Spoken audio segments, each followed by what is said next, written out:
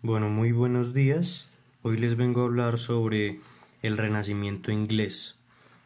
El Renacimiento inglés fue un periodo comprendido entre el siglo XV hasta el siglo XVII y fue un periodo de cambio en Inglaterra que empezó con el fin de las guerras de las rosas, que fueron seguidillas de conflictos armados en Inglaterra, y también con el comienzo de la dinastía Tudor.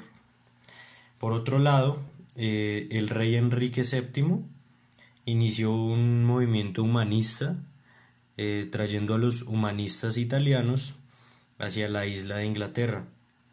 Em, en Inglaterra ocurrió algo particular. A diferencia de Italia, el movimiento renacentista generó producciones literarias y artísticas en su país, y ahí por esto salieron a la fama dos de los más grandes escritores de la humanidad, como William Shakespeare y Marlowe, que escribieron famosas obras como Romeo y Julieta, Hamlet de Shakespeare. Y también se pudo ver en la arquitectura un cambio, em, con, con el arquitecto Íñigo Jones, que llevó su estilo italiano hacia Inglaterra y pudo construir obras como fue la Casa de la Reina en Greenwich, que todavía es una de las más famosas en la sociedad. Y el Renacimiento tuvo su fin en la mitad del siglo XVII.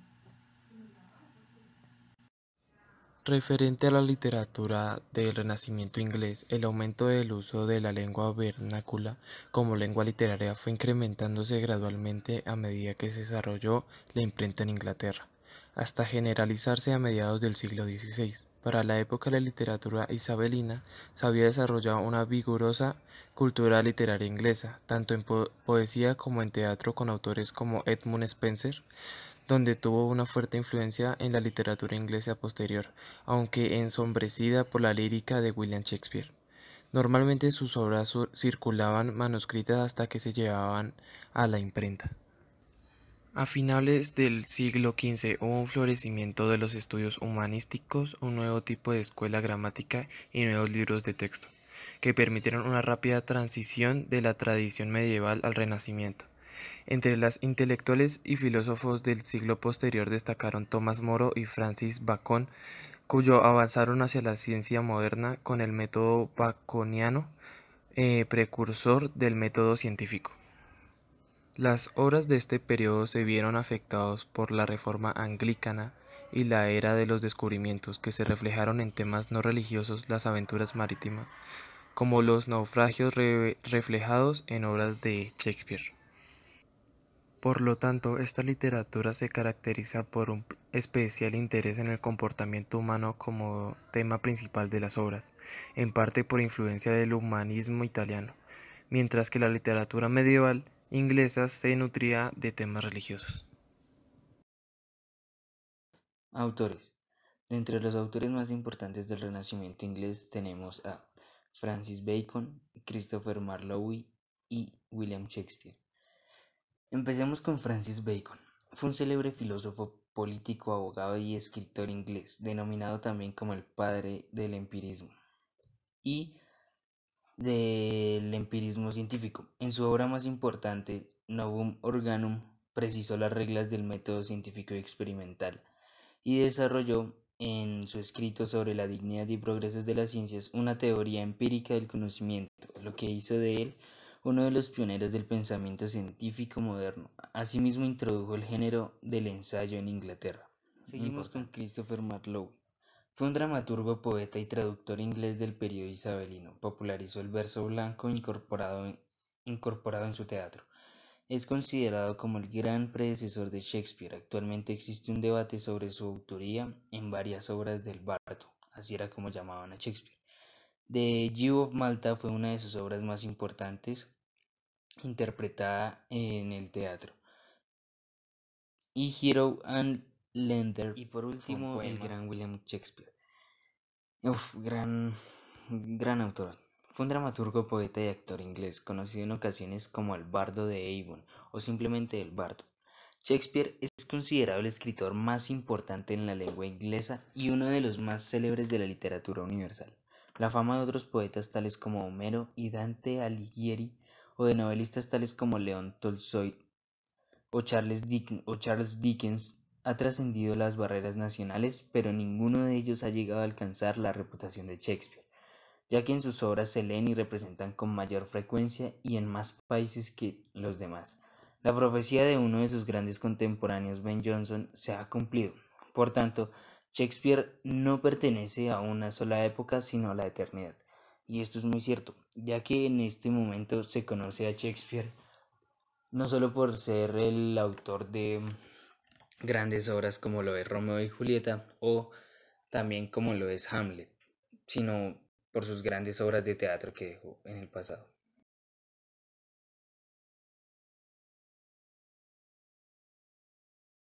Muy buenos días, hoy les vengo a hablar sobre Utopia, la obra más reconocida de Tomás Moro, que fue publicada en 1516.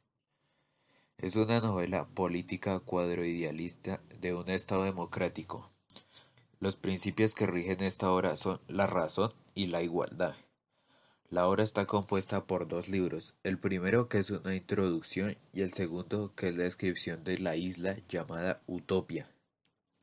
En el primer libro nos encontramos con Tomás Moro, que se encuentra con un aventurero llamado Rafael Iglodio, el cual le cuenta que ha visitado diversos lugares en sus navegaciones, pero hay uno que lo ha marcado en especial que se llama Utopia. Entonces Tomás Moro se empieza a preguntar sobre ¿qué es esto? En el segundo libro ya nos cuentan sobre la descripción de este maravilloso lugar que es Utopia, que es una isla conformada por 54 ciudades,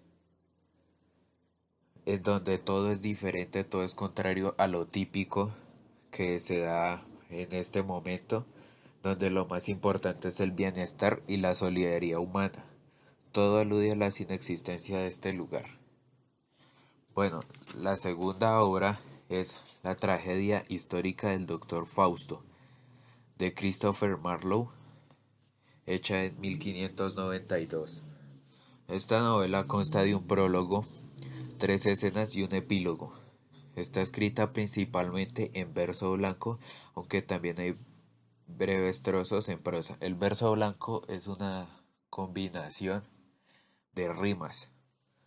Entonces, esta historia consiste en que Fausto es un doctor, un alquimista, que tiene mucho conocimiento, pero este empieza a pensar que ya está muy viejo, que no disfrutó bien de la vida, que no pudo tener esposa, quiere conocimiento, quiere poder. Entonces Dios y el diablo están hablando de que hay almas buenas y hay almas malas, y hacen una apuesta en la cual Fausto está de por medio, de que si se va a dejar engañar por el diablo o va a poner, por decirlo así, la religión ante todo.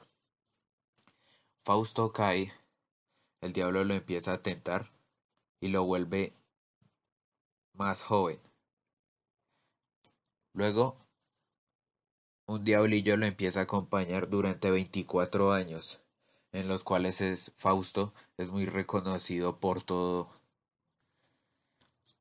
Al final, Dios está viendo cómo este empieza a morir, a agonizar, porque ya está viejo, y su alma va a estar por toda la eternidad en el inframundo, por decirlo así. En esta novela se puede aclarar que el hombre elige lo material ante lo espiritual, elige el poder, las mujeres, el conocimiento ante lo espiritual. Hamlet es una obra creada por William Shakespeare. Fue hecha entre 1599 y 1601. Esta relata cómo Tras la muerte de el rey Hamlet, su hermano Claudio se casa con la viuda Gertrudis y Dinamarca entra en crisis. El casamiento de estos dos ve cómo es frustrante para su hijo Hamlet, el príncipe Hamlet, y se irrita y él se va al castillo de Helsingor. A medianoche su padre, como fantasma, se le aparece y le expone que Claudio lo envenenó. Finalmente, el príncipe Hamlet decide fingir una locura para disfrazar su enojo. Dos molestias causan problema al rey Claudio. La primera, el joven Fortinbras de Noruega se ha alzado en armas contra Dinamarca para reclamar la tierra que su padre perdió, pero Claudio sofoca el desafío de Fortinbras, permitiéndole que pase tranquilamente hacia Polonia. El segundo problema es que Claudio piensa que su hijastro y sobrino está desquiciado y contrata a dos amigos, los cuales son Ricardo y Guillermo, para que lo espíen. Sin embargo, Polonio, el asesor del rey, le dice que más bien está el loco de amor por Ofelia, la hija de Polonio, el cual dice que lo va a demostrar y para eso él decide que su hija le tienda una trampa al príncipe Hamlet donde lo rechace. Y allí pues se ve el desagrado de Hamlet, pero aún así Claudio no está convencido. Entonces el príncipe Hamlet contrata a un grupo de actores ambulantes para que representen La ratonera, una obra en la cual se refleja la muerte del rey. Hamlet esperaba ver cuál era la reacción del rey al ver esto. El rey, lleno de culpa, empezó a orar súplicas, por lo cual Hamlet, lleno de rabia, porque eran súplicas no justas, porque él igualmente había hecho todo lo que quería con gusto, entonces él intenta matarlo, pero al darse cuenta de que cuando están orando, según ellos, van al cielo, entonces deciden no matarlo. Un tiempo después se ve como Hamlet castiga a su madre, por lo cual, al parecer, Polonio estaba tras unas cortinas. Entonces Hamlet se percata de que hay alguien y piensa que es el rey Claudio, por lo cual mata a Polonio. El rey Claudio decide enviarlo a Inglaterra y manda una carta a Inglaterra en la cual dice que maten a Hamlet. Hamlet la intercepta y él, en vez de eso, pide de que maten a Ricardo y a Guillermo y lo hace. Después de eso, tras la muerte de Polonio y su entierro deshonroso, conduce a que Ofelia, en la locura, se suicide. Laertes, el hijo de Polonio, regresa con una multitud desde París y reclama un castillo contra el príncipe Hamlet, por lo cual Claudio propone una competencia de esgrima en la cual la espada de Hamlet estará desafilada para proteger a Laertes, mientras que la espada de Laertes estará filosa y tendrá veneno. Comienza la pelea y en el combate ambos reciben estocadas y Laertes resulta muerto, por lo cual Hamlet le intenta tender una trampa al rey Claudio, pero su mamá termina bebiendo el cáliz que tiene el veneno y termina muriendo ella. Después de eso, Hamlet, con sus últimos alientos, se lanza a matar a Claudio y lo consigue. Y su última petición fue nombrar a Fortinbras como el próximo rey de Dinamarca y le rogó a Horacio que narrara su historia trágica. Probablemente Shakespeare se basó en Hamlet, una historia reservada por el cronista danés del siglo VIII, Saxo Grammaticus. También esta obra no tiene un final definido, ya que según cada escritor diferente va ampliando el final y va dando su propio final. También esta obra fue llamada como la más filmada en el mundo después de La Cenicienta. Gracias.